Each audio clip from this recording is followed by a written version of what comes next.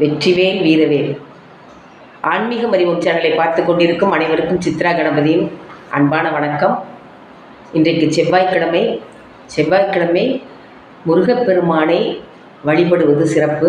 முருகப்பெருமான்கிட்ட நம்ம என்ன வேண்டுதல் வைத்தாலும் அது நடக்கும். செவ்வாய்க்கிழமை காலையில் 6லேருந்து 7 வரைக்கும் செவ்வாய் ஓரை, அந்த நேரத்தில் நம்ம வழிபாடு பண்ணலாம். இல்லை நமக்கு எப்போ வசதிப்படுதோ அப்போ பண்ணலாம். முருகன் வழிபாட்டில் ரொம்ப முக்கியமானது என்னென்னா வேல் வழிபாடு. வேல் வழிபாடை நான் நிறைய என்னோடய பதிவுகளில் சொல்லியிருக்கேன். எதையுமே ஆன்மீகம் மற்றவங்க சொல்லி செய்கிறதே இல்லை. விஷயங்களை தெரிஞ்சுக்கலாமே தவிர நாம் உணர்வது தான் ஆன்மீகம். அப்படி இந்த வேல் வழிபாட்டை செய்கிறவங்களுக்கெல்லாம் அது புரியும். வேல் என்பது இச்சாசக்தி, கிரியாசக்தி, ஞானசக்தி மூன்றையும் உள்ளடக்கி அந்த ஆதிபராசக்தியிடமிருந்து முருகப்பெருமான் வாங்கிய அந்த வேல் சூரனை வதம் செய்வதற்காக. அதில் வேல்மாறல் வழிபாடு பண்ணலாம். வேலை வச்சு 108 போற்றி சொல்லலாம். வீட்டில் வேல் வச்சு வழிபாடு பண்ணால் ஒவ்வொரு செவ்வாய்க்கிழமையும் நம்ம வேல்மாறல். அதே மாதிரி ரொம்ப முக்கியமான சத்ரு சங்காரவேல் பதிகம்.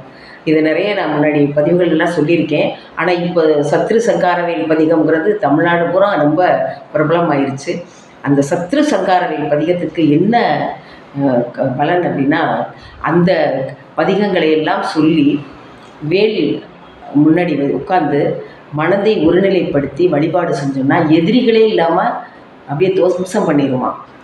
அதனால் அருணாச்சலம், கைலை, தணிகைமலை, மீதிலுறை, அந்த அங்கெல்லாம் இருக்கக்கூடிய முருகப்பெருமான் ஆறுமுகம் பரமகுருவான். சண்ட மாருத கால சம்ஹார அதிவீர சரவணனை நம்பினவர் மேல் தர்க்கமிட ஆடினரை குத்தி எதிர் ஆடிவிரும் சத்ரு சங்காரவேலே. அப்படின்னா என்னென்னா, தணிகமலையிலே இருப்பவனும் அருணாச்சல மலையிலே இருப்பவனும் கைலையிலே இருப்பவனும் ஒருவன் தான், முருகப்பெருமான் தான். அவனை மனதிலே எண்ணி வழிபடுபவர்கள். அவன் யாருன்னா கால சம்ஹாரன், சண்ட மாறுதல்.